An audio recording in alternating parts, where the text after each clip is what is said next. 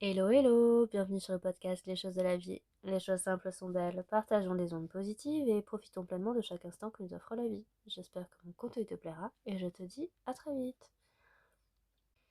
Le self-care, des bougies parfumées, des bains moussants, des masques de visage, des situations en calligraphie sur fond pastel. Et toi tu regardes tout ça et tu te dis c'est superficiel, ce n'est pas pour moi. Ou alors je n'ai pas le temps pour ça. Ou encore si je m'accorde ça, c'est du temps que je ne prends aux autres. Problème, le self-care qu'on te vend, c'est pas le self-care dont tu as besoin. Et le vrai self-care, celui qui compte vraiment, n'est ni superficiel, ni égoïste, ni réservé aux gens qui ont du temps. Alors aujourd'hui, on remet les choses à leur place. Le concept de self-care vient à l'origine du domaine médical, les pratiques qu'on adopte pour maintenir sa santé. Il a été repris et élargi par la philosophe et militante Audre Lorde dans les années 80, qu'il a formulé comme un acte politique pour les populations marginalisées. Prendre soin de soi-même n'est pas de l'auto-indulgence, c'est de l'autopréservation et c'est un acte de résistance politique. Ce qui est devenu une industrie de plusieurs milliards d'euros qui vend des produits de beauté, des abonnements et des applications de méditation, des retraites de bien-être. Ce qui reste fondamentalement l'ensemble de ces pratiques qui permettent de maintenir son équilibre physique, émotionnel et mental pour fonctionner, durer et vivre pleinement. Le vrai self-care n'est pas toujours agréable, il n'est pas toujours esthétique, il est parfois difficile et il est toujours nécessaire. Alors le vrai self-care, ça ressemble souvent à ça. C'est aller chez le médecin quand quelque chose ne va pas au lieu d'attendre que ça passe. C'est dire non à une invitation quand tu es épuisé, même si tu aurais voulu y aller. C'est dormir assez, pas juste quand tu t'y crois autorisé, mais comme une priorité non négociable. C'est couper une relation qui te fait du mal, même si c'est douloureux. C'est demander de l'aide à un ami, à un professionnel, à quelqu'un quand tu ne vas pas bien. C'est mettre fin à une conversation toxique, c'est sortir marcher quand tu te sens comprimé, c'est préparer un vrai repas plutôt que de grignoter en travaillant, c'est pleurer vraiment sans se retenir quand c'est là. Alors ce n'est pas photogénique, ce n'est pas vendable et c'est exactement ça, prendre soin de soi. Alors beaucoup de gens, et particulièrement les femmes, les aidants, les personnes qui ont grandi dans des environnements où s'oublier était valorisé, ressentent de la culpabilité à s'accorder du soin. J'aurais dû utiliser ce temps pour je n'ai pas mérité une pause ou les autres ont des vraies raisons de se reposer, pas moi. Cette culpabilité est un conditionnement, pas une vérité. Tu n'as pas besoin de mériter de prendre soin de toi.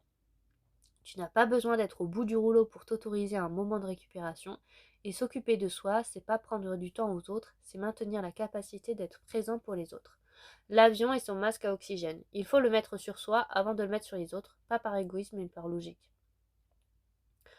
Alors, quels sont les piliers du vrai self-care? Déjà, il y a le soin du corps. Alors, pas les soins esthétiques, mais le soin fondamental.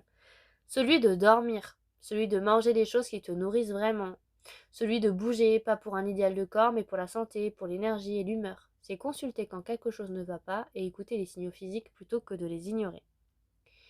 Il y a aussi le soin émotionnel. C'est reconnaître ce que l'on ressent, accorder de l'espace à ses propres émotions. C'est pas juste à celles des autres. C'est se permettre les moments difficiles sans les noyer dans la distraction et chercher du soutien. Que ce soit des amis, un thérapeute, un groupe, quand c'est trop lourd à porter seul.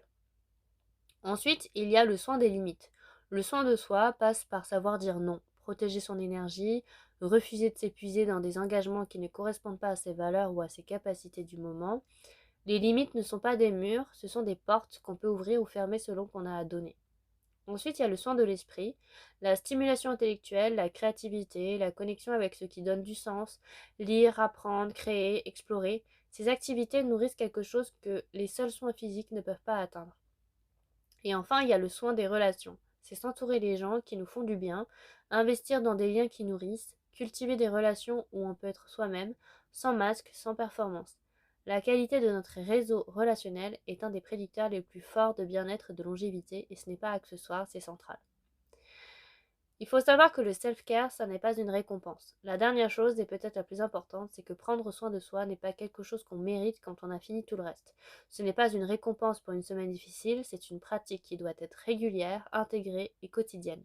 Comme le fait de se brosser les dents, on ne le fait pas parce qu'on l'a mérité, on le fait parce que c'est nécessaire. Alors cette semaine, pour passer à l'action, tu peux faire une chose, une vraie. Pas le bain moussant si tu n'en as pas envie, mais plutôt quelque chose qui permet de prendre soin de toi à un niveau réel, comme par exemple dormir 1 heure de plus, annuler quelque chose qui te pèse, Appeler quelqu'un qui te fait du bien, consulter pour ce que tu repousses depuis longtemps, et fais ça sans te justifier, sans te le faire payer par la culpabilité.